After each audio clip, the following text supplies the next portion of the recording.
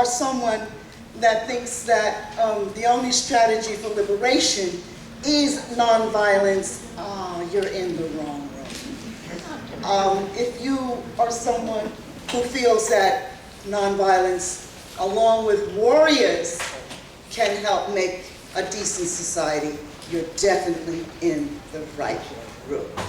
And you know who you're fighting, you know the nature of the oppressor that you're fighting. And just to give you an idea of what this panel is called, it's we are our own liberators. When we free our political prisoners, we free ourselves. And I want to just paraphrase something from two of my people I consider to be my generals. One of them said, when people fear their government, there is tyranny. When the government fears the people, there is liberty.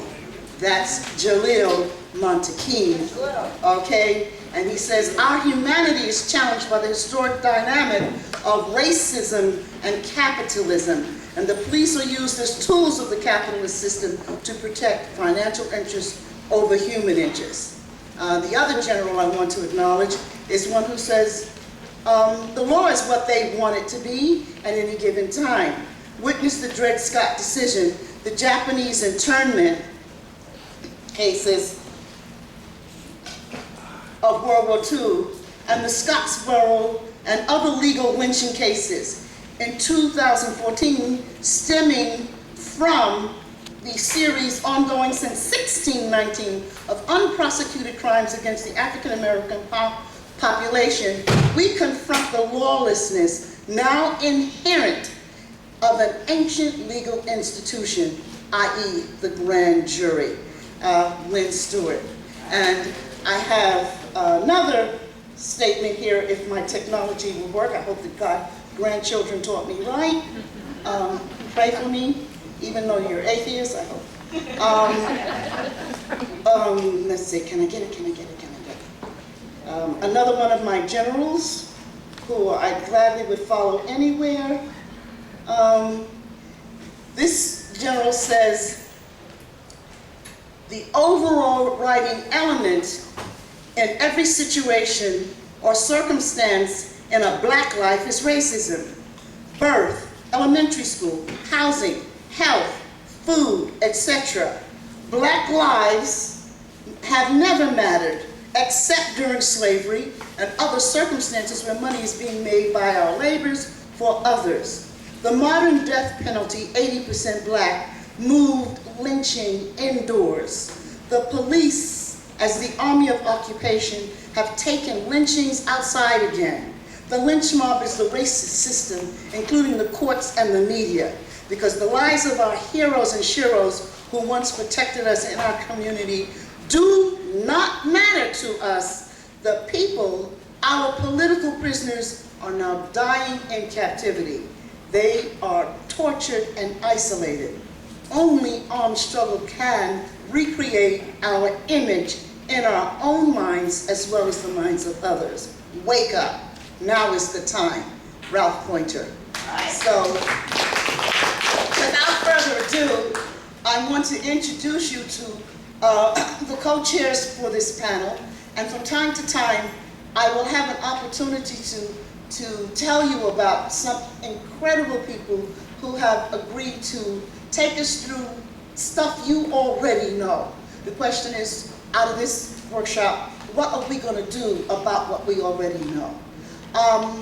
And there is just one other point I want to make before I leave, is that between the two co-chairs, you have over 100 years of leadership and information, and I think you have, what, 5 masters and several teaching credits from just about any institution. Many people know Ralph as a union organizer since he was 6. When the AFL was part of the CIO, anybody know what that means? And his father was one of the first union organizers for the CIO in the steel mill towns in Pennsylvania. People know that about him. They know he organized the community control struggle to take back our schools in the 60s, along with his co-partner, Lynn Stewart. What they don't know is that this man has several masters. He's a master's in musician. He had a scholarship for Juilliard, but a lady by the name of Queen Mother Moore said, we got enough horn players, but we don't have his revolutionaries. So he gave up that scholarship. He had a scholarship in, I think, physics, but of course, once he went to jail and organized the strike in Rikers, they took away all his licenses, including, I think it was 3 licenses to teach in the New York City school system. And those of you who know what happened to Marilyn Zuniga recently are not surprised to hear that this has been going on for a long time for people of color or people who align themselves with the oppressed community. So without further ado, I want to give you my generals. And who am I? I'm simply Betty Davis. All my life, all I've ever wanted to be was a teacher. And if it hadn't been for them, I wouldn't have been a teacher. And I certainly wouldn't still have my right mind as a teacher. Because when you try to teach in the New York City school system, the first thing you find out is that cats don't educate mice, they eat them. And if you're not willing to eat the children, they will soon make you crazy. So I thank Lynn and Ralph for still having what little bit of sanity I still have left, for not only directing, giving political encouragement, but giving true leadership. Now, how do you know leadership? Leadership is based on people who do the impossible, miracle workers. And Lynn is here. So that proves the leadership of these generals and all the people in this room who support political business. So now we got to do it again. All right? Like the Lord of the Rings, like Star Wars, we got to get out there and face it again. And I'm going to give you your co-chairs who will tell you about the rest of your panel. Thank you for listening. Thank you for coming. And how do you eat an elephant? One bite at a time. We got a big elephant out there. Let's go get it.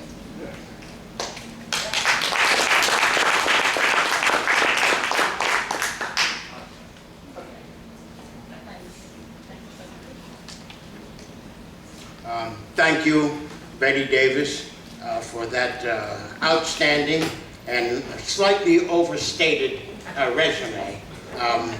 But I'm close. I'm close.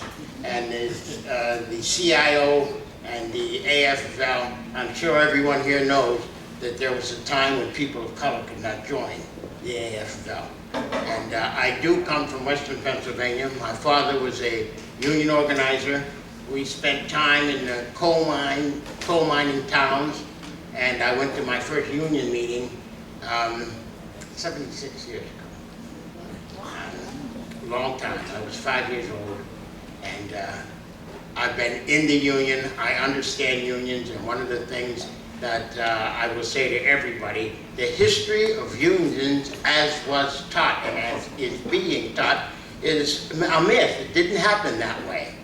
And those people who talk about violence and nonviolence should look at the history of the unions. And you say, how did we get the 8-hour work week? There was violence. There was fighting in the streets, and as Churchill said, in the hills, in the valleys, wherever there was industry, people who were willing to confront the so-called bosses and the corporate interests fought in the streets. And so the point of this gathering of freeing our political prisoners must be confronted. That we cannot shrink when somebody says, oh, that person killed a police officer. Okay, Lynn has just hit me. I'm taking her lines.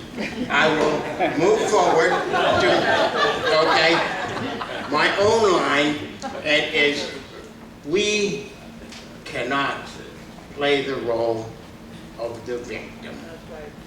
And for too long, we have played the role of the victim. We say when a policeman shoots someone 41 times and says they thought the wallet was a gun, we must remember to pull out think we're pulling out our wallet and have a gun. And we must defend the person who pulls out the gun who thought it was a wallet, because if the police can say they reversed that and get away with it, why shouldn't we be ready to reverse it and get away with it?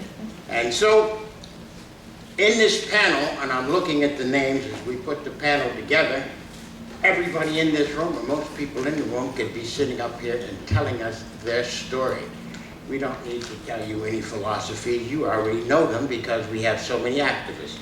And so without Lynn attacking me once again, or Betty attacking me for speaking too long, I'm going to ask Lynn Stewart, the co-chair, to take it from here.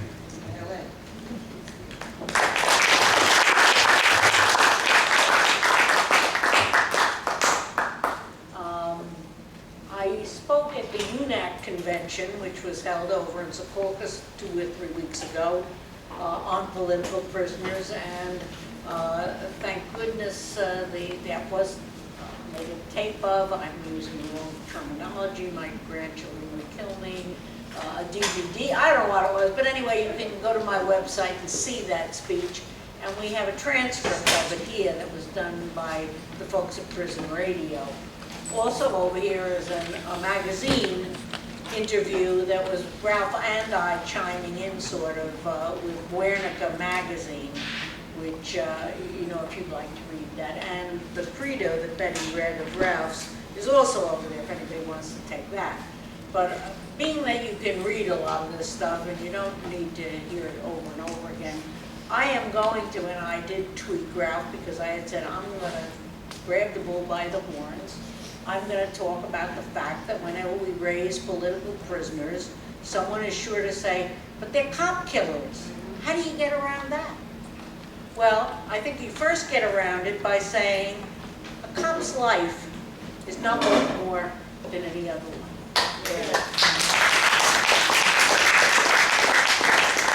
And the difference being that they are organized, and they of course are organized first by the state. Just about every panel in this get-together at the Left Forum is opposed to the capitalist state, which controls so much of our lives, and of course uses the police as an army of occupation and uses them to keep people in line. And they understand that with that comes these perks, that they can get away, the police that is, with whatever they're doing in terms of what they would call our community interest killings. You can tell, and it does become more and more amazing, and sometimes I wonder whether we're just getting more news about it or whether it was always like this, but Ralph assures me there were always these killings by the police and the defense of the police by their own, and of course ultimately the state. And by that I mean the courts, and I mean, that's why when I was fortunate enough to convince a jury in the case of Larry Davis, that was so electrifying that even the mayor of New York, who was at that time Ed Koch, said, I didn't think you could use self-defense against a cop. I mean, that's how pervasive the notion was.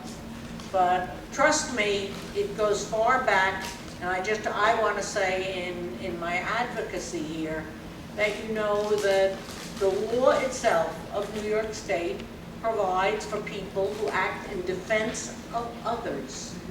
It's not just self-defense, it's in defense of others. And I personally believe, and I know many of you in here not only believe with me, but also were part of a great movement that was seeking to protect the community from the outrageous ravages of the police in the 60s and early 70s, and ended up going to jail in the 80s when they just basically, quote, cleaned house. But those were defensive. And unless we are about to say that we are not going to any longer respect wars of national liberation, such as what happened in Cuba, such as what happened in Vietnam, such as what happened in Nicaragua and in all of the countries we know where people picked up the gun, Namibia and South Africa, in connection with the Cubans, unless you are going to say that was wrong. They shouldn't have done that. They shouldn't have acted in that way. Cuba should still be under dictators like Batista. If you're going to say that, well, you know, you've lost the thread here. Because the thread is that we want to get rid of this kind of oppression. And I believe that those were early steps. I do not believe they were wrong. I believe they should be taken as vanguard, and that we should offer as much respect to the men who are political prisoners as did the Irish with the IRA, as done all of these that I have mentioned. And we have to see them as liberators. And you know, I don't have a background like Ralph does of union organizing. I'm, as I like to say, I'm just a white girl from Queens who went to teach in Harlem, met Ralph, and got liberated myself. But I see this wave and how it builds and how it's about. But I think right now, and I frequently quote a letter that Ralph got, I didn't get, from Mutulu Shakur, who was an acupuncturist in Harlem and at Lincoln Hospital in the Bronx, and all he did was figure out a way to use acupuncture to halt heroin addiction. So of course he ended up in jail. He was also a member of the BLA, and that of course, in my mind, makes him a doubly good person. But at any rate, Mutulu, writing to Ralph not too long ago, he said, the people who wait in jail to be liberated, to go home, they carry a faith greater than any religion. And that faith is that we, the movement, will liberate them. And you know, it worked for me. And we can make it work for all of them as well, as long as that is our objective. We understand that raising mass consciousness, talking about it. If you're a member of a church, talk to the minister. Say you'd like to bring in some of the elderly parents of some of these political prisoners. Mrs. Laborde is a phenomenal woman. And we should do so much more of that, because we are going to leave here and go to the Puerto Rican rally, and they ended up with one political prisoner. The black and Indian and white community, we still have too many political prisoners, and we need to work on doing everything we can, first of all, to pull the thorn out that says, well, they were cop killers, you can't pardon a cop killer, and make it be understood under the circumstances under which that happened, that the community was under siege at that period of history. And secondly, that we want to make sure that the people who are in jail are paid attention to, that their health needs. I know that Ann, who will speak later on, will talk to you about Seth Hayes, someone who is in a New York jail and who is ill, not as ill as Mutulu, who is, of course, sadly enough, the poster boy for the lack of medical care. And I think anybody who has been in jail, and I know there are those of us in the audience who will remain nameless, knows that, you know, medicine in prison is like music is for a military band. It just doesn't go together. But it's not, the stakes are not quite as high with the music. The stakes here are very, very high. And so we're going to, Ann has organized, she's going to take it right to Cuomo's office and organize a sit-in or a lie-in or a something-in or bloodlet, no, not that. At Cuomo's office, that's on Saturday the 6th of June. And that's for Seth Hayes, who has various undiagnosed, I don't know whether they're misdiagnosed or undiagnosed, I know they're undiagnosed. Nobody has ever sat down. And of course that was Mumia's problem as well. But not to go on for any longer than this, because I want to hear from the panelists as much as you do, and just to say that this is to me, this is a Holocaust in and of itself. A Holocaust that started with the Middle Passage and followed right through slavery, and then through Reconstruction, and then through all the horrors of post-World War I, post-World War II. And it's ongoing, and we must say enough, even if it means that we, and I can, as white people, have got to look at maybe sacrificing something to make this happen. But we have got to do it, and we have got to ally ourselves, and we have got to go out there and make sure that these men and women are not forgotten, and that we do a great deal, all we can do our utmost to free them. And I am happy to include, and I know that we sometimes forget this, but I didn't do it as a separate category. I said white and black and Native American, but you know, the Muslim prisoners, some of whom are very, very dear to my heart, wrongfully convicted, victims of these government stings, and one in particular, one of the few women we deal with, which is Dr. Afra Siddiqui, who is in jail, still in the same jail I was in, but they had a separate unit for the, I guess the people who didn't get as much mail as I did, but because I got like 200 Christmas cards the first week I was in jail, and at that point the jail, they figured they better take me out of a place where I had to work 8 flights a day just to go eat lunch and breakfast and dinner, and they put me in a special unit that was not a special unit, but on a floor where there was elevator service. But at any rate, Dr. Afra Siddiqui is in a special unit for dangerous women or women that have been sent to Carswell because they cannot be held by state facilities, such as, the name, if it doesn't resonate, I'm not going to go into all the facts, but Loretta Bobbitt is one of the people in there. But the thing about Afra Siddiqui is she is completely cut off. No one has heard from her. No one has visited her. Her family came from Pakistan, and I want to tell you, I mean, I know what a lot of support is about, because I have a lot of support, but I don't have had support like Afra does. Afra, the entire Pakistani population backs her 100%. You know, she's accused of picking up a rifle and shooting it at an American soldier in a small containment cell. Of course, there was no ballistics evidence that was presented at the trial. And so one might wonder about this, but not to go into details, she is certainly someone that needs all possible attention paid to her, and it must be included in any list that we might make or in our thoughts and hearts, because she was someone who certainly really took it in the neck. So anyway, I'll leave it to you, Mr. Chairman Ralph, and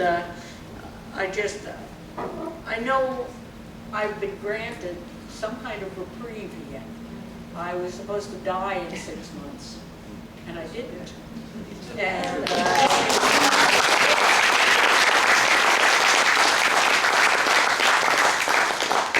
can't let the authorities tell you nothing in this. So I certainly know that I intend to spend these given years, this wonderful gift that I have gotten in doing work basically for all prisoners, but particularly for political prisoners, because that is where our emphasis politically as well as humanitarian-wise should be. Thank you very much.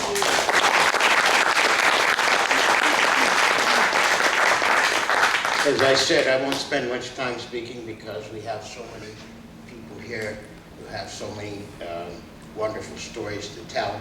And I'm not a theist, but for those of you who are theists, who have a religion, and I'm talking about the Christian religion, I'd like to point out that St. Augustine said it is okay to be nonviolent in your own defense, but it is not okay to be nonviolent in the defense of others. And we all know how to free our political prisoners because we have the example, the Puerto Rican movement. They got their political prisoners out, and the way they did it was that no person in a Puerto Rican or Spanish-speaking community could be elected if they did not support their political prisoners. Here we are. We went for the blackface on white imperialism. We elected, no, I didn't, I'm not going to take the blame for that. I fought against Obama, but people elected, people of color elected Obama. It is on you to make sure that no politician gets elected unless they support our political prisoners. And remember the hypocrisy of all politicians when they dance for joy at peace and reconciliation in South Africa. And as a result of that, the man who is accused and has confessed to killing and torturing over 100 black freedom fighters is walking the streets in South Africa, and our president was there smiling with Nelson Mandela with all the hypocrisy that suggests. And so let us not join those hypocrites. Let us join the righteous people who say freedom for all of our political prisoners. All right. And so I have a list here, and Pam Africa was on the list, but she called. She has death in her family. And so I see next on the list is Pam Africa, who, look at that, I can't even read. Pam Africa isn't here, but Ramona is here. And Ramona, would you take the microphone and inspire us one more time?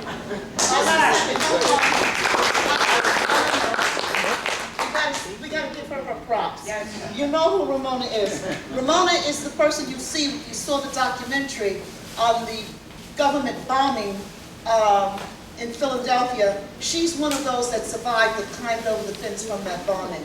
Prior to that, Ramona had observed the people from MOVE and listened to them, and the police decided to focus on her and put her in prison. And then she decided, after the way they were treating her and the way the people from MOVE were reacting, to join MOVE. And one of the things you don't know about Ramona is Ramona's no snitch and Ramona's no deserter. They told her she could get out if she would just denounce Africa, John Africa, and she did not. And she served her full time, like so many of our political prisoners. I want you to acknowledge that she lost so many of her comrades, babies, female comrades, family. And Ramona's still here, and I want to emphasize she's still sane. It's very important. They try to make you think up is down and down is up and right is left and left is right. They can drive you crazy with that. When you stay focused, you stay true to your comrades, you stay true to your principles, you end up like Ramona. So I want to acknowledge her.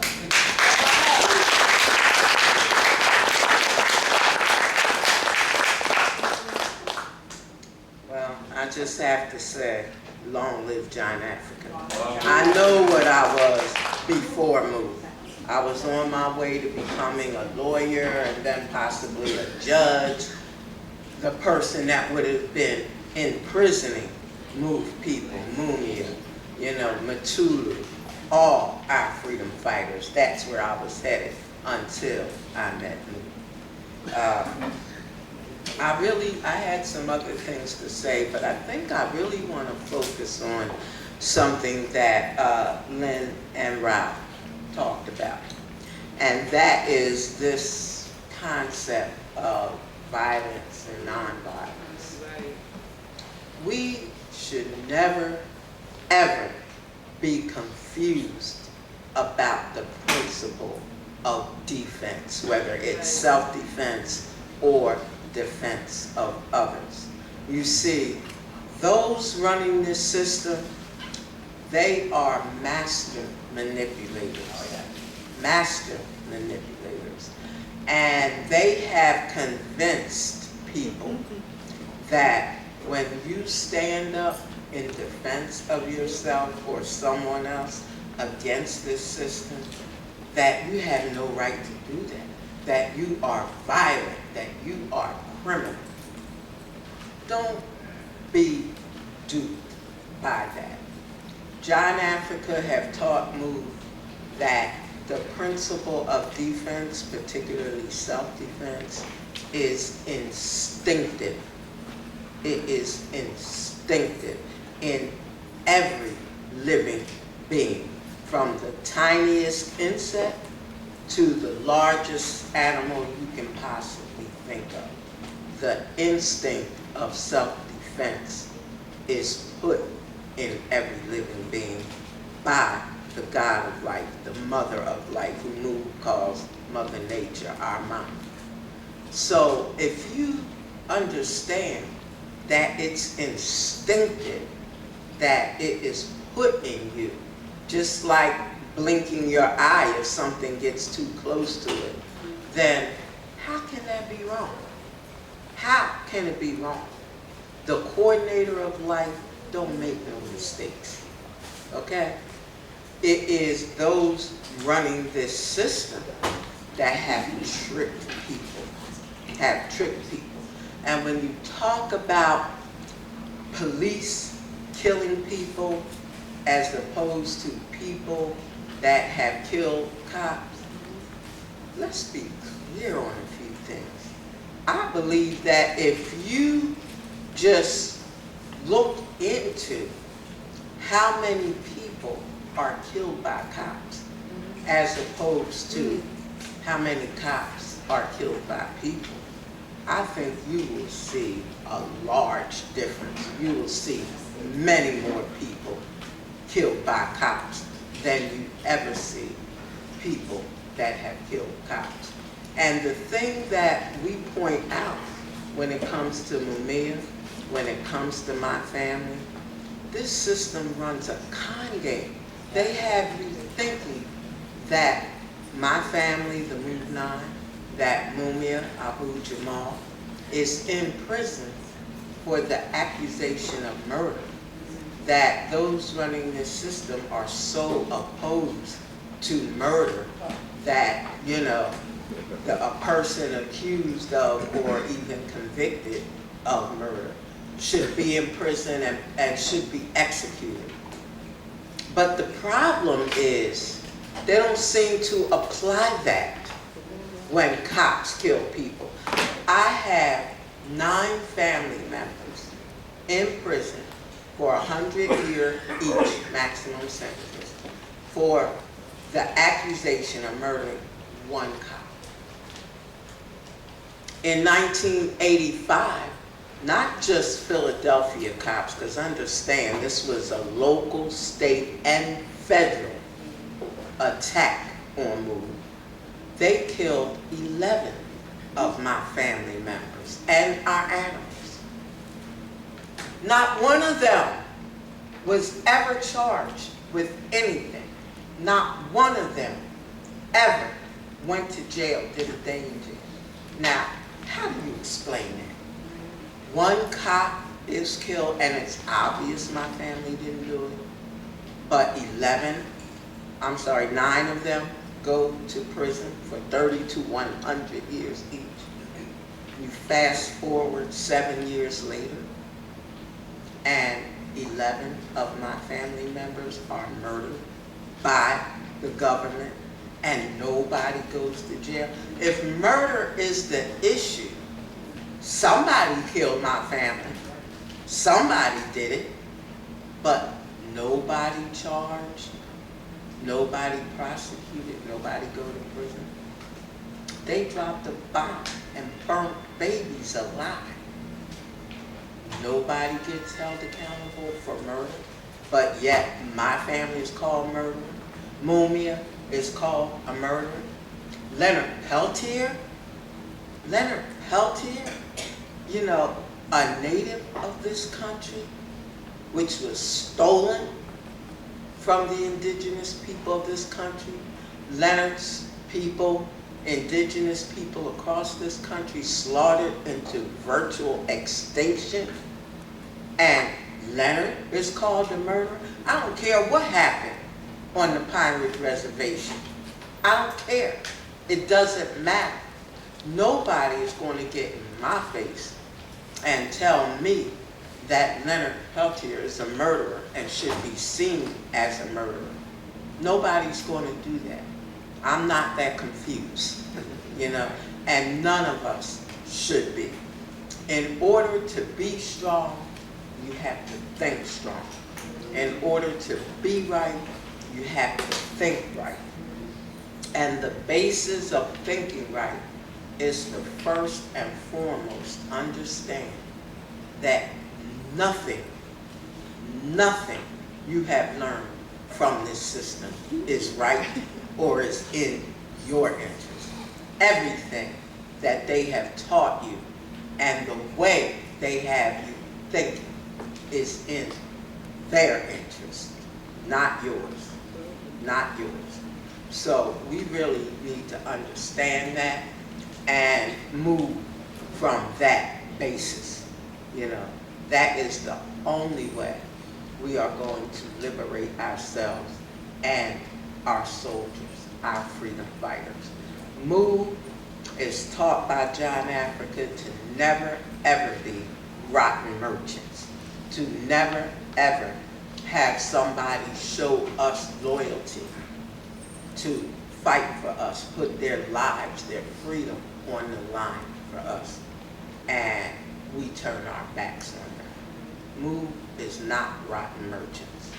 That is one reason that after I survived the bombing of my family, that I could continue to work despite what I had been through and my family being murdered. I was able to continue to work because I'm not a rotten merchant. I am not a rotten merchant toward my family or others that have fought for me and the people in general. We owe them something. We owe it to them. Everybody is not going to do the same thing or be able to do the same things. But there is something that each and every one of us can do to contribute to this revolution. Not so much for Move or Mumia or any other freedom fighter, but what about for yourself and your family? I mean, none of us are exempt. You don't have to be out on the front line demonstrating or, you know, coming at these officials to be victimized by this system. Understand that none of us are immune. None of us. So I want to leave you with that, and I want you to understand that it doesn't matter what you do, what you contribute to this revolution, as long as you are contributing something. That's the important thing. On the move, long live our freedom fighters, long live revolution, long live Earth First, the Earth Liberation Front, you know, long live the Zapatistas, long live all our freedom fighters, long live John Africa, down with this rotten ass system.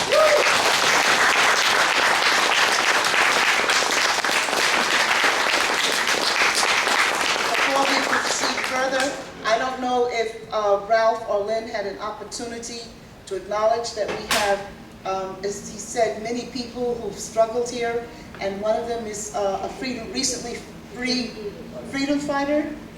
Okay, so I need you to come up and acknowledge that, and then we will go to our next speaker. First, I'd like Brother Ralph to speak to that, please.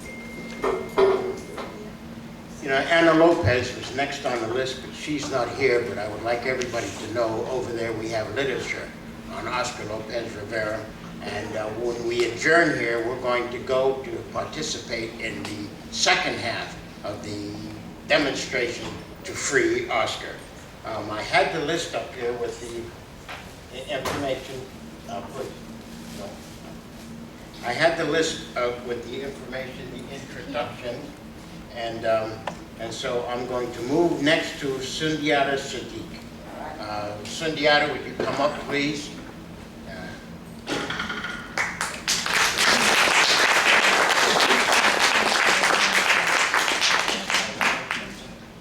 All right, Sundiata is Rockland County, from Rockland County, New York-born community activist and organizer, living in Austin, New York. Sundiata, a veteran Army paratrooper in the tradition of the late, great Geronimo Chijaga Pratt, served as head of Rockland Council of Racial Equality Corps, Black Liberation Front, BLF, and NAACP, Austin chapter. He was also founding member, by the way, he was kicked out of that chapter, you should know. Those of you who know the NAACP are not surprised. He was also a founding member of the National Alliance Against Racist and Political Repression and the United States Peace Council. For 21 years, he hosted a radical political talk show on local cable television while heading BLF. He began his work supporting the liberation of political prisoners sentenced to Sing Sing, and for more than 3 decades, he visited male and female political prisoners confined in state facilities along the eastern seaboard. He was organized around a range of issues, including anti-war rallies and protests against the military draft and police brutality. He was also lead plaintiff in the first environmental racism lawsuit in the nation. That is the environmental racism lawsuit. In 2004, during his tenure as NAACP Austin chapter vice president, the chapter was suspended by the NAACP of New York for its participation in the campaign to free Mumia Abu-Jamal. I want to make it clear who the traitors are. They suspended him for supporting Mumia. Its efforts to be reinstated have been unsuccessful. That means they're still kicked out. Sundiata is a former co-chair of the committee to free Mumia Abu-Jamal, and he is still a spokesperson for our political prisoners. I'd like you to acknowledge one of our tireless warriors. Thank you.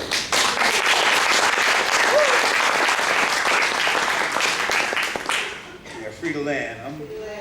I'm here with people that I knew that I didn't even know. They were heroes to me, Ramona and Sekou, and people that I began to meet as I traveled around in the movement. I want to say in terms of Lynn, you know, I'm a survivor. I was diagnosed with stage 4 cancer, and they gave me 4 to 6 months to live. And we are very fortunate. I think it's something in our spirit to support our freedom fighters and also to look at alternative ways of survival besides chemicals, you know. I was born in Nyack, New York. My father was later on became a union leader, but a corrupt union leader. You know, he used to meet the cars out on the Palisades Parkway, and he would get cash because he was a person that would bring in trains and use this recycled cardboard to make paper. And so he got to pay my brother's debts off, my debts off, my uncle's debts off, you know, and this is kind of opportunist, you know, people take advantage of. And so I lived a middle class life and never been south. Far south I've been was Englewood, New Jersey. So I went into the military in 1959, right? Joined the 101st Airborne Division. You know, I want to be a ranger, I want to be all this stuff, you know. Man, let me tell you, when they told me to get in the back of the bus, you know, and a white girl was trying to talk to me on the bus, and I was scared to death because my mother and father had told me so much what was happening in the South. And the first thing that happened was they used to put the black brothers in the grease pit. And I've never seen this before in my life. And I organized a demonstration. You could take this name down. His name was Oscar Sack.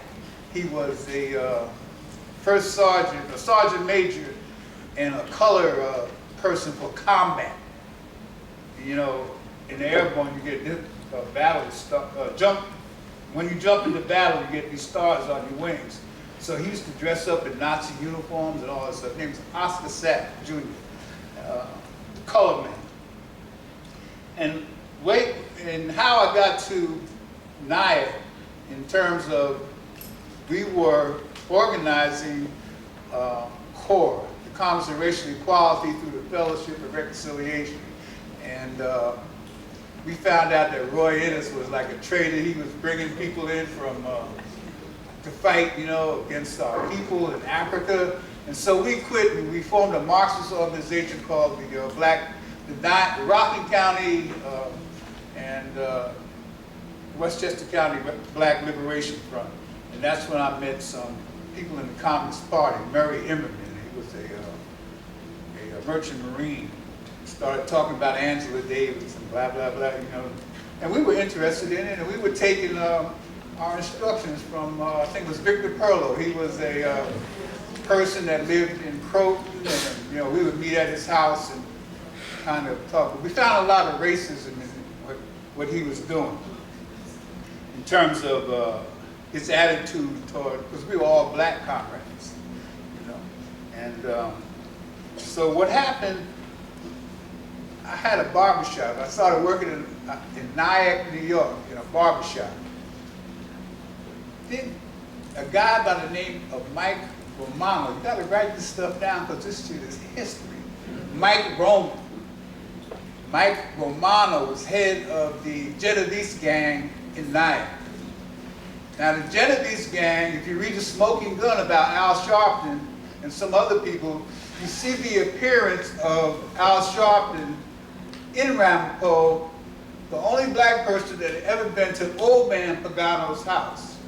Now I used to take the money to Mike Roman's grandfather, and they were taking pictures of me, dressed in African clothes, saying that I was working with organized crime, you know, with Mike Romano. But I'm saying, when you read this stuff, you can't make this stuff up. Pagano Jr. just got arrested a few months ago with the whole Genovese crime family. Now the people that was running this thing was a devil by the name of Lou Sabatini. He was the head of the Stony Point State Troopers Barracks. These cats were getting Cadillacs, trips to Jamaica, and all this stuff was all hooked up with organized crime. And I want to, you know, kind of get to see what was going on. My barbershop was raided in Nyack. Then when I opened up a business in Austin, it was raided by the police, and my home was raided by the police. And my neighbor's son, there has been 5 killings by black police officers and white police officers in White Plains during the time of Janine Pirro. And go ahead. Come to the top. Come Back to to the top. You listen to right. You gotta forgive me because I'm suffering from this chemo brain. I just got off of chemo last night at 5 o'clock. So yeah, okay. But I'm saying that Janine Pirro and the whole legal apparatus in Westchester County has, you know, talked like what Lynn was saying. None of these people have been accused of, you know, murder or being convicted of killing black people.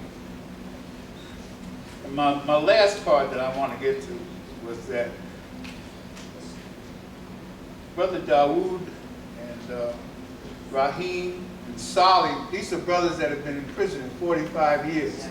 Most people haven't even heard of Brother Rahman and Sali, but you know, the person that got out was Brother Shwaib Abdul Rahim. I thought he was going to be here today.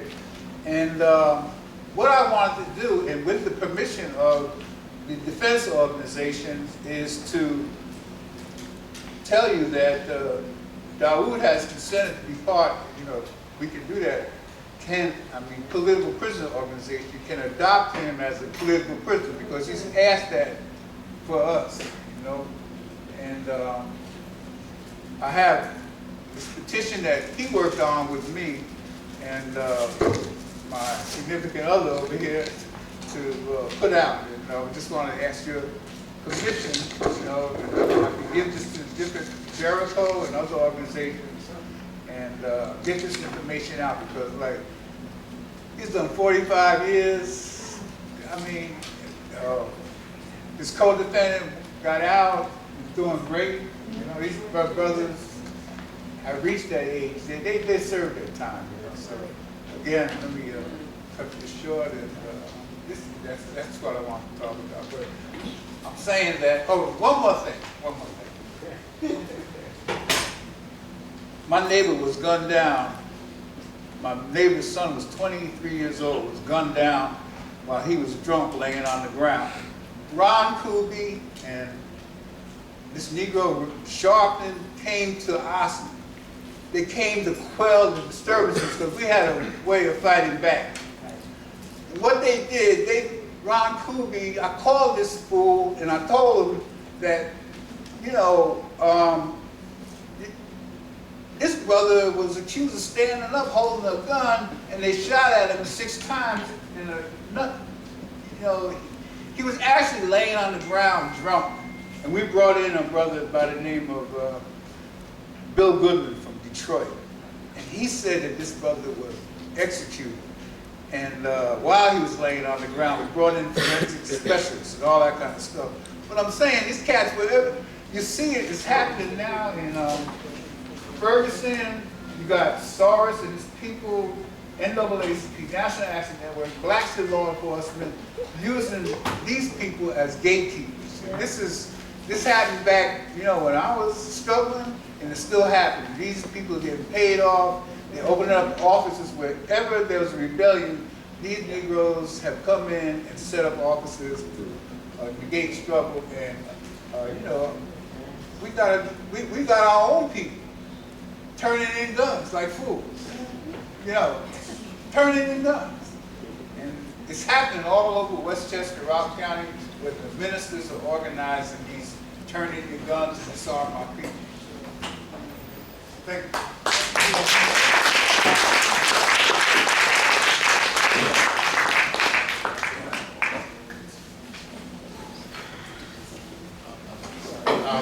As I had said, Anna Lopez can't make it. Jess Sundin is very ill, and as you can see, Committee to Stop FBI Repression, she has a great story. We've had Sundiata. Bob Boyle is not able to make it, but we have with us Ann Lamb, and I think Betty will introduce her. One of the reasons Bob can't make it is he was very busy working on a political prisoner case last night, and as so many of you know, we're fighting wars on all fronts, and some of us are wearing thin. That's why we need sessions like this where we can find ways to unify and strategize better. For me, I don't come here just to talk. I come to find out how I can do what I'm doing better or differently so that we can succeed. And the next person I'm going to introduce to you is someone who has made a difference where those of us who have to work and earn a living to support the movement may not have been able to do.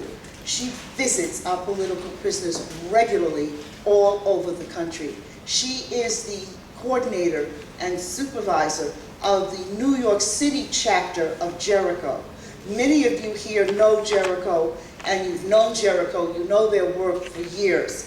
And we're all indebted to her for being on the front lines for our political prisoners. In addition to being someone who supports Jericho, she's also an educator. She goes all over the country speaking and teaching anyone who wants to know, and many who don't want to know, what our political prisoners are to us in terms of liberators, who they are in terms of the way we live today. all of the issues that you think are important in life, there's a political prisoner someplace paying the price for that issue becoming a reality. We can't say it enough. And as our prisons have transitioned into death camps, people like Ann Lamb are even more important because they really are the eyes of the world watching as they use medical neglect to execute our political prisoners. So I really want to acknowledge Ann, and another reason I enjoy her as a comrade is that she talks about we don't just have political prisoners, we have combatants, all right? I'd like you to acknowledge Ann Lamb.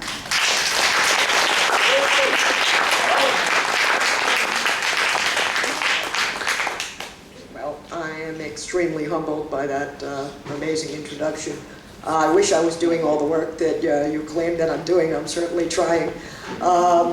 You know, we do have some people, I guess, who will remain nameless at the moment who are in this room who are possibly sitting here as a result of some of our work. And we're very, very happy about that because, you know, we're trying to, you know, get our freedom fighters home. We are sick and tired of people spending endless amounts of time in prison, as Ramona talked about. You know, the Move 9, they've already lost 2 members. They recently lost Phil Africa due to deliberate medical murder. You know, I'm sure that Murrow was the same way back in '98, right before the Jericho March.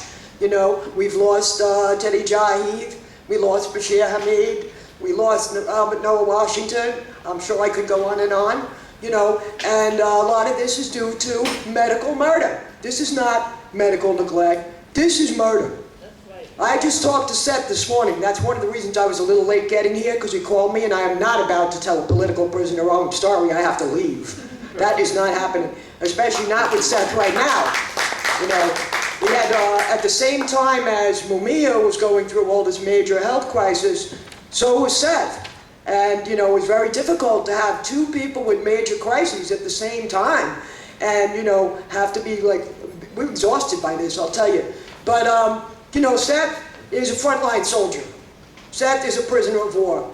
Seth is a member of the Black Liberation Army, all right? Seth defended his community, and that's why he's sitting in prison. And not only that, we can't forget about the FOP, the Fraternal Order of Police, and the PBA, and the COPBA, and all these other folk who get together and try to deny our prisoners release on parole. Because that's for the Move 9, that's for Matulu, that's for Leonard Peltier, that's for all our political prisoners right here, Jalil, Herman Bell, Seth, so on and so forth. You know, we could go on and on. Not only federal, but state prisoners are constantly being denied.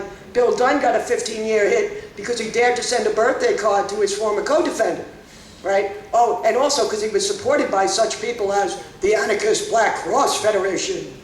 You know, so it's very clear that people are being held in prison illegally, way past their max times, just because of their ideas.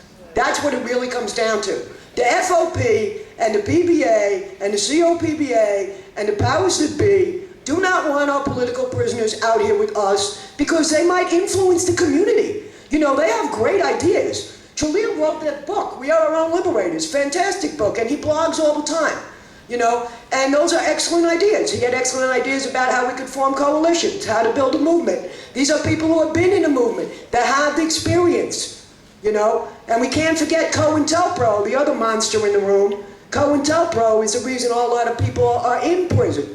Now Seth, I just want to talk specifically about Seth. I handed this out before for next Saturday. We have been waging a campaign for Seth, I would say off and on for years. In the normal course of events, Seth would have been out here in the community when he got to his first board after 25 years on the 25 to life. He should have been released in 1998. That was his 25 years, all right? Now, he shouldn't have been in prison in the first place, but if you're going to talk about equal application of the law, you know, they can murder people and get away with it all the time, all right? So here's Seth, he should have been out in 98. Right? He's 66 years old now. He's a husband, he's a father, he's a grandfather. He's got family who really loves him. I'm talking to his wife every day to give her support because she is so frantic about his health right now. Not only does he have diabetes, which has been totally untreated practically since the year 2000. He's never been given a diabetic diet. They're always giving him either too much or too little insulin. His sugars can be 35 or 400.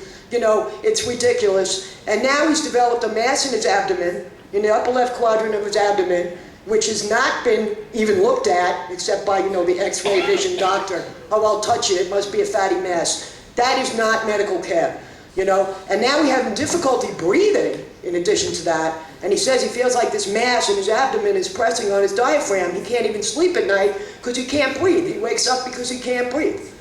And he also has 3 lumps on his chest, in addition to everything else. So, you know, things have been going from bad to worse for Seth. And there's no reason, and I'm going to be like Ralph, I am not going to let it happen.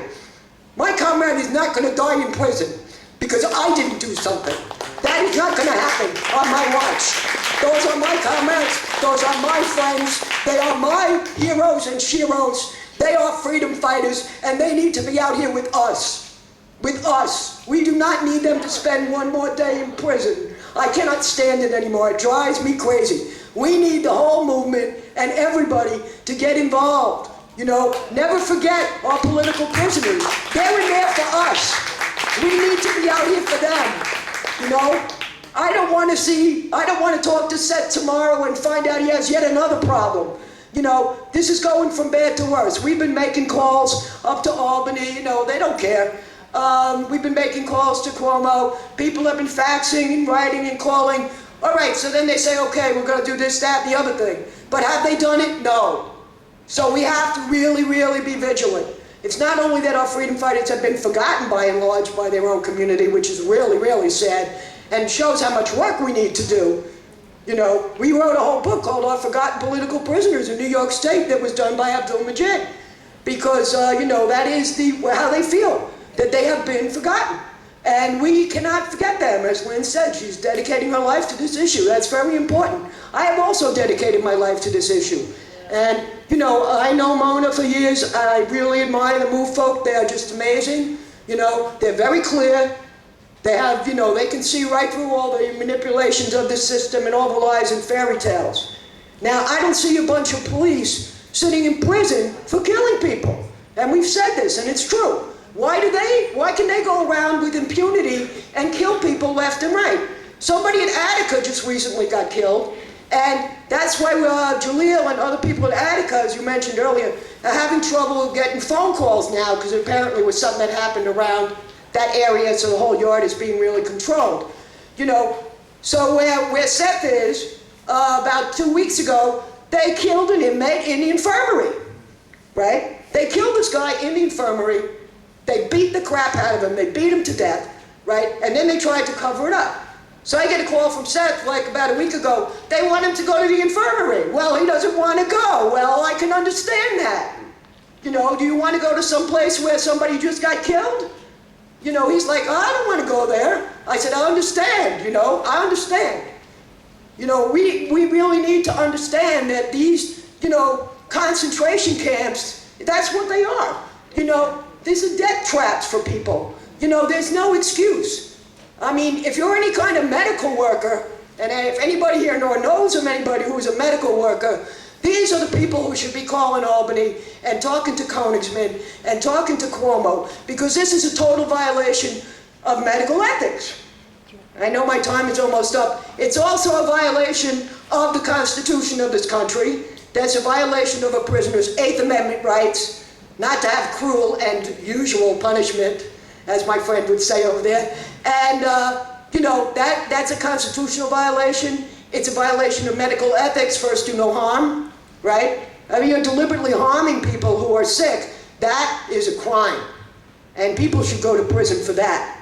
But really, we need to just all stay together as much as possible, be united, think of new strategies, you know, because if we are united, then we are one mighty fist. And we can make a difference. And we can change this planet. And we can build a better world for our children and their children and their children. So, you know, please, let's all get together and unite and fight together. Freedom all.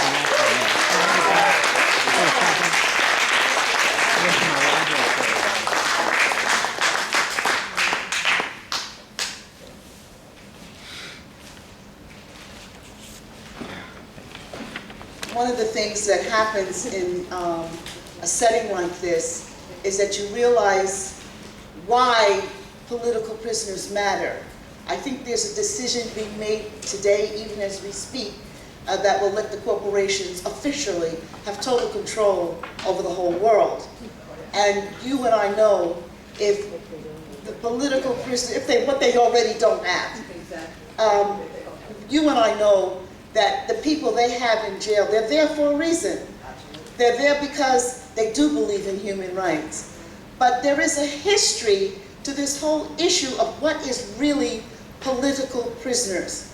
And our next speaker is someone who has been able to connect the dots. I first met this educator at a No Separate Justice rally outside MCC. I believe they do it the first Monday of the month. And she was a speaker there. This person was a speaker there. And I felt that more people need to hear this educator educate and help us connect the dots. Most of you know all the issues. You know what the problems are. But it always helps to have someone else restate it in a new way, because then we see new strategies for struggle and fighting back. And I want to emphasize, I recognize so many people in this room, and I know you have so much wisdom and you've done so much. But I'm beginning to think more and more about that statement, and the definitions of insanity is to keep doing the same thing over and over again with the same results. And I've had enough of these marches without consequences. And this is what we need to do. We need to have consequences. I want to bring up Naomi Braine, and she's an associate professor in the sociology department at Brooklyn College, CUNY, a lifelong activist in the struggle for social justice, because ultimately that's what it's about.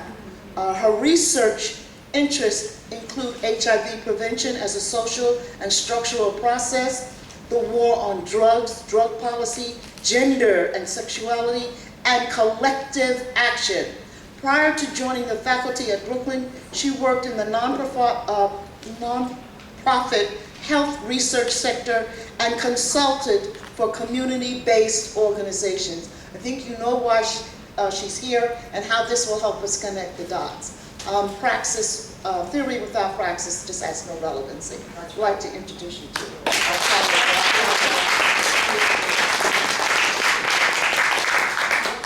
It's always funny to hear a bio in a different context. So yes, that was one that I've used in a variety of contexts. So it got sent here. Anyway, in addition to my professional life, and I really came into doing work on drug policy through doing work in the harm reduction movement. And in fighting against the war on drugs and mass incarceration. And that's what I was talking about at the No Separate Justice rally. So No Separate Justice, just as a quick thing for folks, every Monday night, every first Monday of every month, a group of us calling ourselves No Separate Justice rally outside of MCC.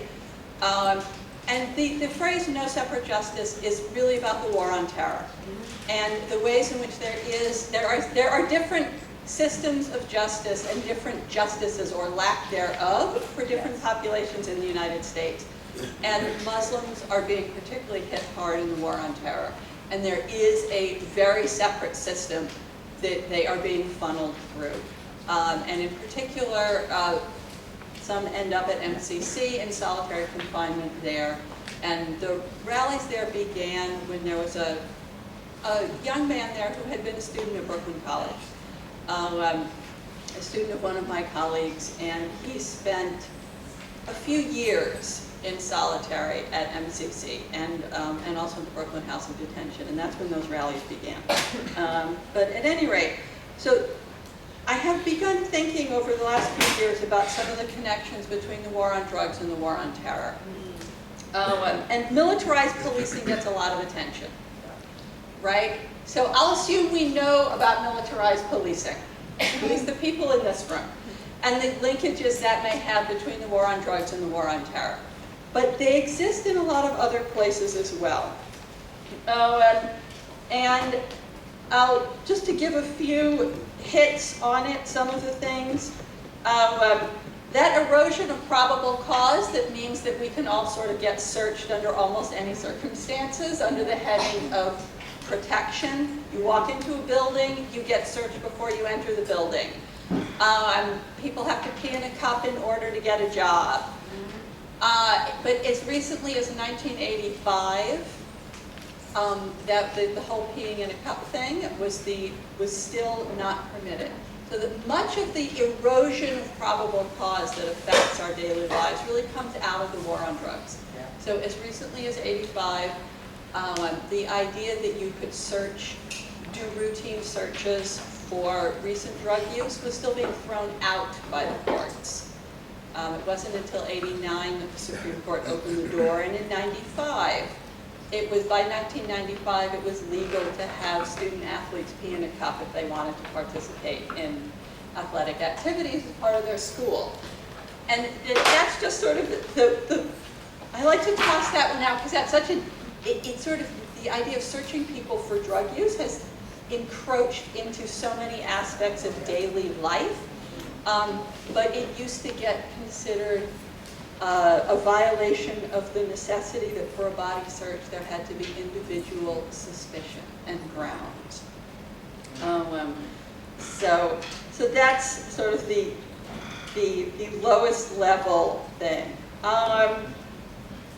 A lot of the plea bargains and the sentencing, the ways in which plea bargains have taken over the criminal justice system that we really see in the war on terror trials. That they don't actually go into a courtroom. They are all handled outside the courtroom through a plea bargaining system of coercive mandatory minimums that mean that everything is settled long before it gets in front of a judge. The prosecutor has the power to determine what the sentence will be by determining the charge, and that's negotiated outside of a courtroom. All of that also really hit high gear with the sentencing guidelines and mandatory minimums in the war on drugs. So that legally is where that got sort of entrenched and set, and we now see it in a variety of other contexts. And the depth of criminalization of entire communities was also, again, moved heavily into place as a routine element of policing and criminal justice at a far deeper level through the war on drugs. The ability the stop and frisk that we've been fighting in New York City is kind of the classic example of that. But the depth at which communities are treated as presumptively guilty. So what I want to say that sort of end with that I think is particularly relevant to a discussion of political prisoners is that if we look at COINTELPRO and we look at that era of FBI activity, the targets of that activity were often the most active, the most mobilized, the leaders of their communities, and communities that were themselves in a state of ferment and activity and resistance. That has changed. And I think it changed because of the war on drugs, so that's something that's very hard to prove. But what happened during the war on drugs was that the most vulnerable became the central target. The criminalization of communities was not about political activity. And the mass roundups and arrests and mass incarceration was not about targeting activists. You could say it was about preventing activism. But it was targeting the vulnerable. And that is what we're seeing in the prosecutions in the war on terror for the most part, is that the people who are being set up, who are being entrapped, and who are looking at 20, 30, 40, 50-year sentences are usually defined by their vulnerability, not by their histories of activism, and not by the fact that they are the most visible folks. And so we really need to shift some of our, the COINTELPRO tells us a great deal about the history of what the FBI is capable of. It doesn't tell us what their current operating strategy is. and I can say, teaching at Brooklyn College, we have been subject to to NYPD infiltration that we know of on 2 or 3 occasions. And what's really significant about it, and I feel like it illustrates at a small scale what's going on, is that the target of the NYPD when they come in is the Muslim Students Association, not Students for Justice in Palestine. So SJP is the visible, high profile, and they are very active, and I have deep respect for what SJP is doing at Brooklyn College. They are not the central target of the cops, of the undercover officers. It is the Muslim Students Association, which is where young students come to sort out who they want to be in this world, to meet other people who share some of their background. Many of them are immigrants. They are looking to build a sense of self in the world. They are not actually the hardcore political organizers. They have been, the MSA has been the primary target of the police infiltration. And I think that that is at that small level. It's a brutal example. But we could go up and look at cases, the Newburgh 4, et cetera, that I will leave to some of the lawyers to go into the details about. But at any rate, that consistently they are targeting people who are vulnerable at this point. Mental health issues, substance abuse issues, extreme poverty. They are not targeting the high-profile activists in the same way. So, so we need to rethink a little bit, or expand our thinking about what infiltration and entrapment looks like in the 21st century. Sure. At this point, our co-chairs are going to come back, but I'd just like your indulgence for 1 minute. Recently, I know you heard about Marilyn Zuniga, that the FOP in Philadelphia picked up the phone and got this teacher of the 3rd grade class, who was rated excellent by her principal, by her assistant principal, and a brilliant colleague who, this is her 1st year of teaching.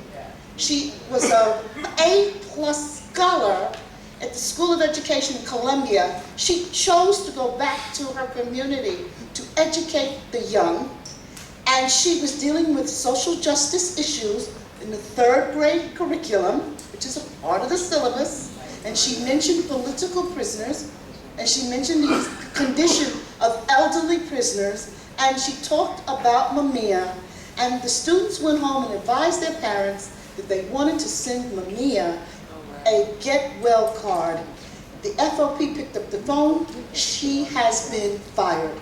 This is in spite of the fact that at a community board, education board meeting, where usually only 10 people showed up, hundreds showed up and told the school board, we do not want this teacher fired, and they made it quite clear why.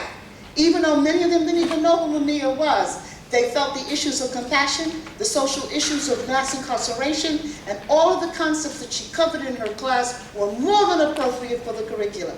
This is a direct link to what Naomi has just said to us. I recently heard Brother Conway talk about how our young people haven't got a clue. They don't know what the Egypt uprising was. They don't know what Syria is. It's no accident, because if the police can pick up and get a teacher fired for teaching compassion and a social issue that is the major issue in America, there is no wonder that cats don't educate mice, they eat them.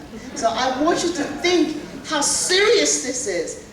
The burning of the Reichstag has already happened. Hitler is in the chancellery. And now they're just systematically eating us up. The mentally ill, the poor, the quote-unquote allegedly insane. So you know your history, so who's next? And our strategies have to be, we're next.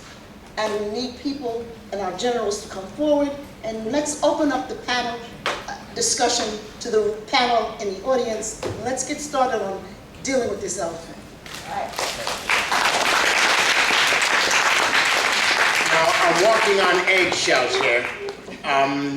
Because when Lynn got out of jail, one of her conditions was that she should not, it still is one of her conditions, she should not associate with convicted criminals. Like, and Lynn's answer was, what am I going to do with Ralph? And so we have a lot of problems here, and there's so many people I want to introduce. And I think, well, let me start with the person least likely to be criminalized by being at this meeting. And I was thinking, I said, well, Rachel Miracle, you know, the work that she has done assisting people to go visit political prisoners. Myself and so many others. I guess every political prisoner has gone to Rachel and her organization for support. So Rachel, would you stand if you dare? Because I know that some Palestinians who just sent blankets went to jail. Do you dare stand, Rachel? Tell us a little about this. I'm Jen Miracle. Rachel is my younger sister who's a staff attorney at the Center for Constitutional Rights. I'm at the Rosenberg Fund for Children.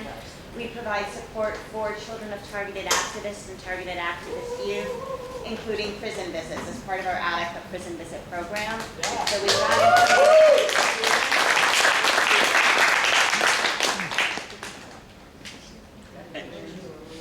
And granddaughter can finish. Well, we love you. Tell us about yourself. Yes, so the Rosenberg Fund for Children, which was started by my father in 1990, comes from the family history. My dad, Robbie, is the younger son of Ethel and Julius Rosenberg, who were my grandparents.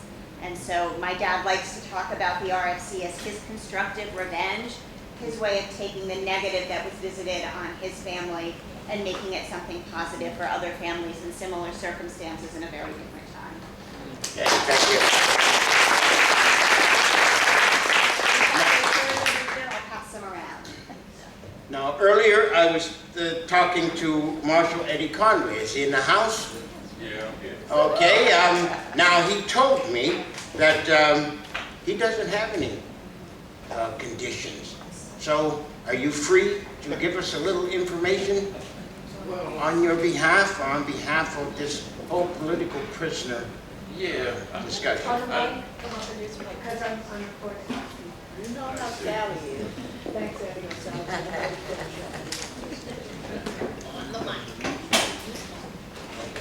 Marshal Eddie Conway.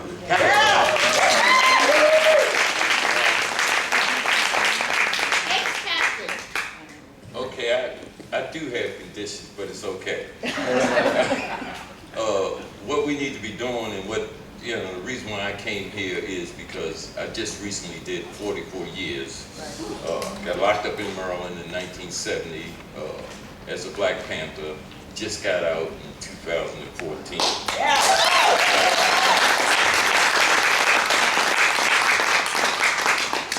The one thing that helped me sustain myself throughout that 44 years was the amount of support I got from the community, from all the communities from around the world. So one of the things I want to encourage people to do, and people to tell their friends to do, is pick a political prisoner, write them, send them $5. You don't have to send them $50 or $100. Send them a few dollars, send them a postcard, send them a letter, just send them even a Christmas card, even though we might not be participating in the Christmas thing. You know, send something, let people know that you still are aware of what they're doing. Outside here in Maryland, not here, but down in Maryland, what we did was we created a urban farm, and we named it after Sundiata. And what needs to happen in other communities, when we talk about the Puerto Ricans and the other communities and what they did, what we need to do is create institutions in our community, name them after the political prisoners, and create discussions around why those things are named, create support apparatuses for those particular political prisoners, do that operation. That's one of the ways in which we can build some political support. You know, because we don't want to keep on doing what we're doing in terms of like marching here and marching there. You know, at some point, we need to identify that political prisoner, whichever one collectively we can determine is eligible and up for release, and that can get some relief. Up here in New York, there's certainly a person you can identify. And I guess the criteria should be if somebody's life is on the line, then you need to make that the priority. But beyond that, if somebody's ready to go up for parole, then unify the forces and put pressure on the parole board, the government, the council, people, officials, etc., and push for parole for that person. If it's somebody all the way down in Nebraska and they got the option, they're a political prisoner, focus that attention there. And that's what needs to happen, because if you can get one political prisoner out, and certainly I'm here, right? There's other brothers here, there's other sisters here, you know, so it can happen. And we just need to duplicate the process over and over again. One, by first keeping them alive, maintaining their health, maintaining their spirit, maintaining their consciousness and their faith. And then two, by creating things in the community that has their name on it, that represents them. And then three, go to work on the politicians and the legal aspect or whatever we need to do to get them out. And that's just my little piece. Thank you.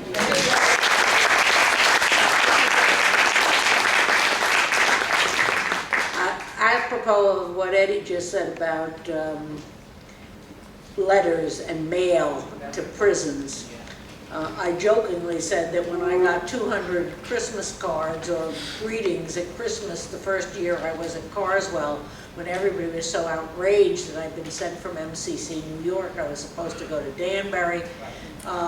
It makes the prison authorities understand that people are watching you, that they are aware of what is happening. So, and it's not just for the person, although these things lifted my heart more than even an Ann Lamb speech made me cry. It's so important to have these things big. And vis-a-vis Christmas cards, I just have to say, when I was on the witness stand in federal court, the very smarmy prosecutor said to me, we found the Sheikh's name and address on a list in your computer, a list of very well-known felons and clients of yours, and what was that for? And I said, Christmas cards, because I sent Christmas cards to every client I ever had.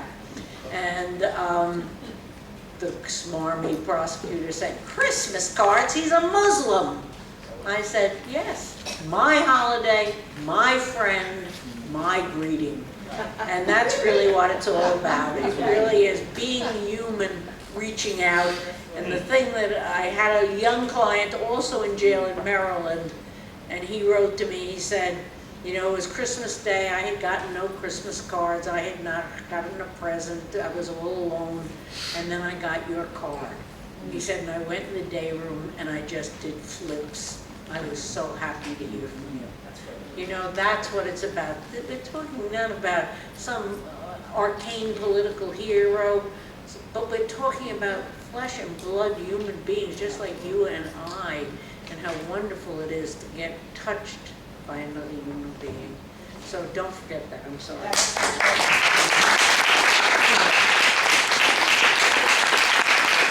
I'm going to continue to be careful here, so I'm going to ask Dequi to stand and say a few words and tell us what we can and we cannot say.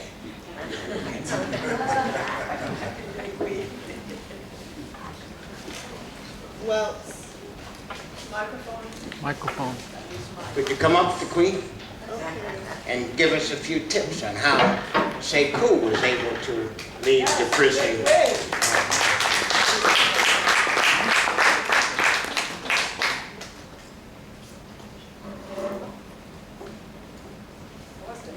Hi, I just want to say thank you for being here.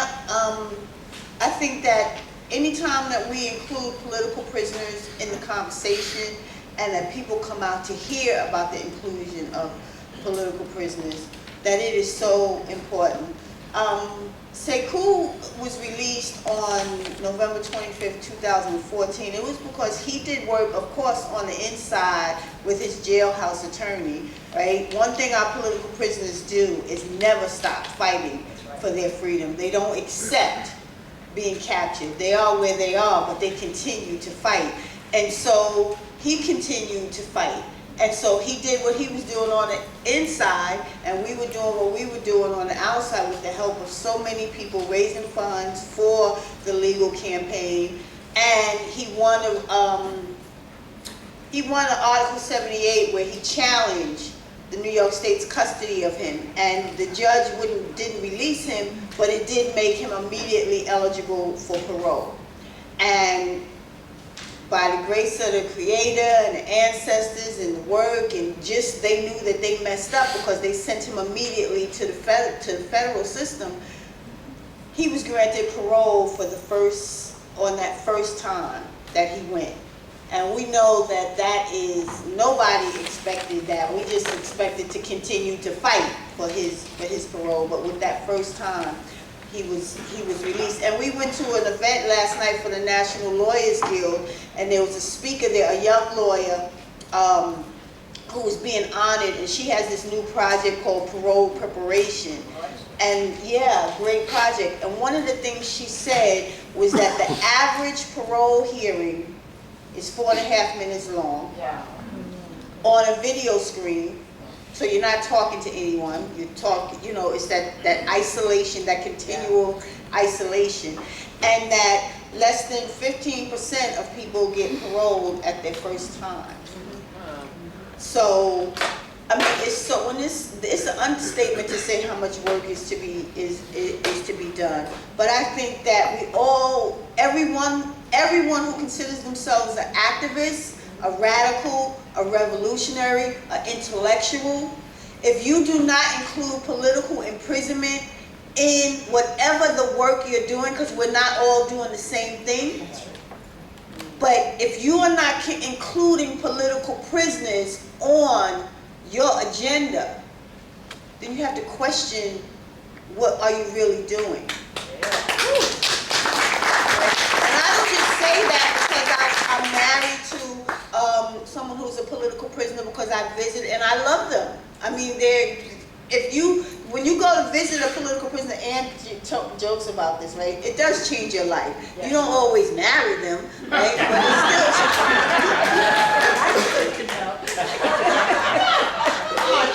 But you eat with them, you talk with them, you laugh with them, you share, and you build relationships. And it humanizes them in a way that it takes them off the poster, the Jericho poster. It takes them out of the narrative that they are violent, as Lynn said, cop killers, right? You see that these are people who love people and love freedom and love justice.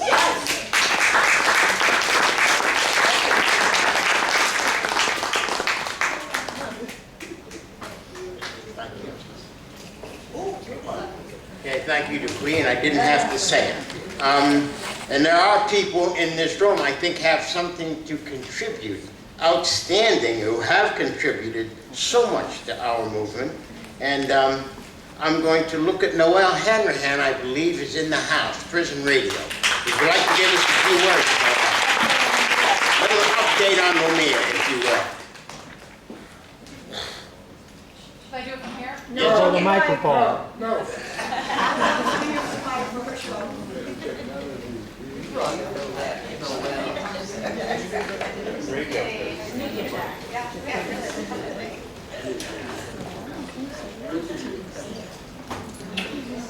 Oh, it's so great to be here with Lynn and everybody else here. I mean, people here do so much work. I look around the room and I'm just in awe. I met Clarence Thomas for the first time. I'm like, I'm sitting next to a guy that I feel his work. When I'm, Real Clarence Thomas. Yeah. Hey, so Mumia Abu Jamal is still really, really sick. So he's been visited by people. Suzanne Bross just visited him 5 days in a row. He's back in the infirmary. He's still coming out to visits in a wheelchair. His legs are still wrapped up. the prison, but he's feeling a little better. He's feeling like he got some care. He was with real people, not the prison authorities at the infirmary, when he was in that 9 days of isolation at a major medical facility. So he got a lot of tests. Now, he may have gotten care there, and his legs were wrapped. Every 4 hours they were wrapped and rewrapped with a salve that really helped his chronic open sores, skin condition, the thing that has been really torturing him. That has made a little bit of a difference in his ability to feel like he can get well, but he's right back in the hands of the Department of Corrections, in the infirmary. They're only giving him Vaseline for his skin now. He's getting no treatment. His diabetes has receded. He is not now taking any medication for his diabetic condition, though I'm sure he's at serious risk for it. And the worst thing that we found out yesterday is that the Department of Corrections has now refused to release any of Mumia Abu-Jamal's medical records. Because Bob Boyle and Brett Brody and the lawyers went in to sue for access, as you know, they held Mumia incommunicado for 9 days. Not his family, not his stakeholders, not his supporters, and not his lawyers. Like a week ago Monday, his lawyers went into federal court filing for Mumia's access to the courts and access to his family. Because they filed a federal lawsuit asking for Mumia Abu-Jamal's right to his attorneys and his family, now the DOC, as of yesterday, is refusing to provide any of those medical records. Mumia has no diagnosis, and they're going to court. I think that's why Bob Boyle is not here right now, is because they're carrying the papers. So they are going to court. They are preparing to go to court because it's absolutely unacceptable. Those records cannot be waited for 6 months of discovery. That's what they said. You can wait for 6 months to get them because you sued us in federal court. So Mumia Abu-Jamal does not have a diagnosis. He's still extraordinarily sick. He's still weak. He's still unable to walk. When he did his last commentary, 137 shots. Like if a guy's breathing and picks his head up off the infirmary pillow, he's calling to do commentaries. But he was breathless, and I said, Mumia, it sounds like you just did 100 push-ups. He goes, oh, I just walked from the infirmary to the phone book. So, you know, he needs us. Mumia reaches out to us every week. He reaches out to us a lot. He's part of our community. He's somebody we need to bring home. And then every day we need to reach out to him. I don't know how many of you people made those calls. They didn't matter. Every single day we saw it. We saw that his family got in when they held him the first time incommunicado for 72 hours. When Pam Africa and I and Keith Cook and Wadika were sleeping on the ICU floor in Pottsville, Pennsylvania. We could see him, but they would not tell us he was there. They would not tell us his condition. So those calls matter. It makes a difference. Every single action, even if you don't get through 1 or 2 times, every single letter, these actions matter. Every single action in your community. So what I'm going to say is, he gives so much to us. You know, if we could just keep our eyes on Mumia and make sure that we get that care that he needs. It may be true that we need to get him out to get the care we need, but that's where we got to go. And we got to step up. You know. I mean, I'm stepping a little bit out of my lane. It's not exactly always so pleasant, but I'm going to step out of my lane because we need that done now, and everyone needs to be rowing as hard as we can together to do it. So. Now I'm going to ask someone whose name you might recognize in the wrong way. Would the real Clarence Thomas come up and give us a few words? And this is the Clarence Thomas of the Longshoremen Union in San Francisco that had a work stoppage in support of Mumia. And so, Mr. Thomas, now that this is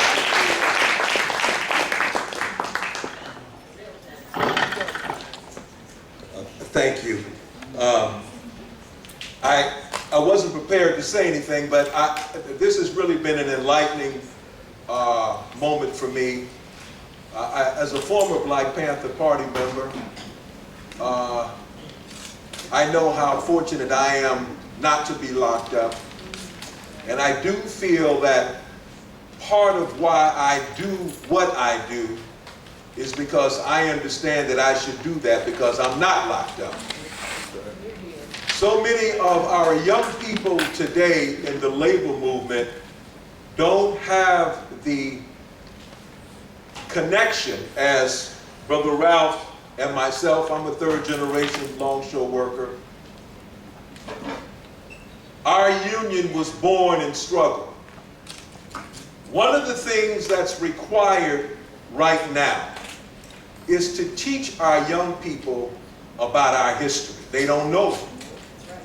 And so these kinds of forums are so critically, but I just wanted to say this.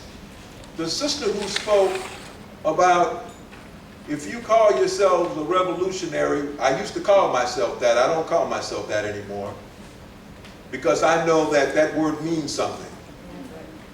But if you call yourself a revolutionary, a radical, and then she even said an intellectual, and if you're not doing something in support of the brothers and sisters that locked up, then you need to question what you're doing. I feel very strongly about movement and action. And someone talked about rallies and marches. I'll be 68 in a couple of months. I can't march as long as I used to. But what I do know is the marches and the rallies become much more significant when there is action. Yes. Such as stopping the movement of international cargo on May Day in the name of Black Lives Matter, stopping police terror, and when your employer stands down and does not stop you from doing it by taking you to court or filing injunctions or temporary restraining orders because they recognize the power of the working class, in particular longshore workers at the point of production. The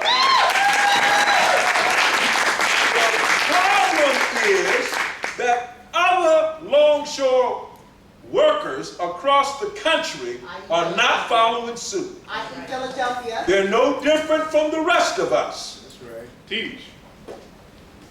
We stood up for Mumia in 1999 when we shut down all the ports. We didn't stop there. We stood up for Oscar Grant in 2010. The first time that there was ever an action on the part of a labor movement to oppose police brutality and murder. But it did not stop there. That same year, 2010, after the Israeli commandos killed humanitarian workers delivering supplies to Gaza, we refused to work at the largest stevedoring company, Stevedoring Services of America, for 24 hours. It did not stop there. On August the 16th, 2014, in solidarity with the Palestinians who were under siege and still are by the Israelis, where children, innocent men and women were being killed, UN facilities. We refused to go to work for 4 days against an Israeli vessel. This is what time it is. If we want to stop police terror, if we want to get our brothers and sisters out of prison, we need to stop capitalism. If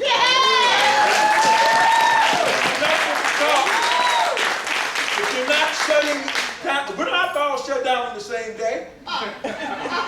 We can have rolling strikes. But I don't know what else to tell you because that's what we need to do right now. We need to be very strategic. And we can't let organizations like the ILWU Local 10 become isolated. That's right. Because we're the only ones standing up. That's all I got to say.